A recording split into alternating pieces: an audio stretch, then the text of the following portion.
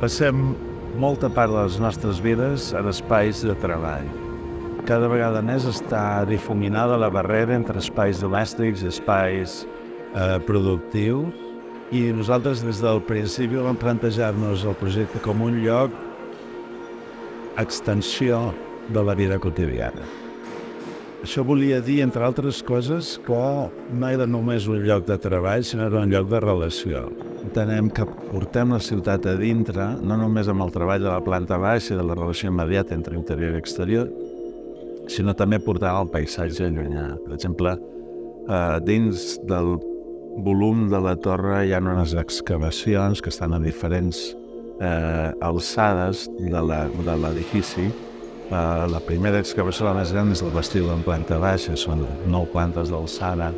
El que vol és facilitar aquesta relació directa amb la ciutat, amb les activitats, amb la vida de la planta baixa de la ciutat.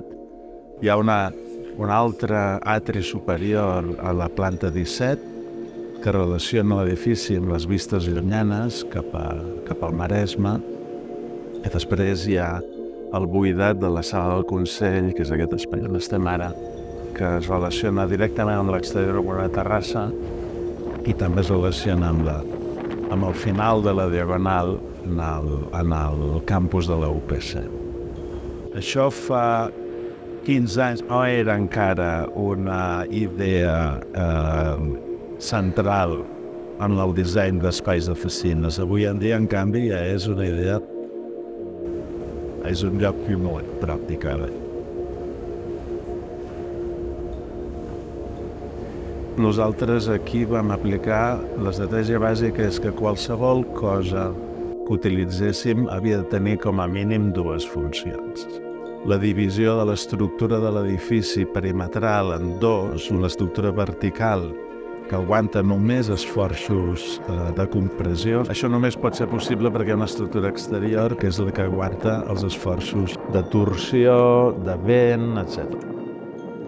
És el que li dona o complementa la imatge de l'edifici, però és que també funciona com a protecció solar i té una funció estructural, evidentment. El mateix el nucli central, que és un element de formigó vist, té la seva funció estructural, però també té una funció d'acabat i de qualitat. O els vidres de la façana, que tenen una serigrafia, serveix per reduir l'aportació solar de l'edifici, evitar la necessitat de netejar els vidres massa sovint. De fet, reproduïm els chorretones de la sal del mar que porta el vent fan a la façana. D'aquesta manera sempre sembla que estigui neta.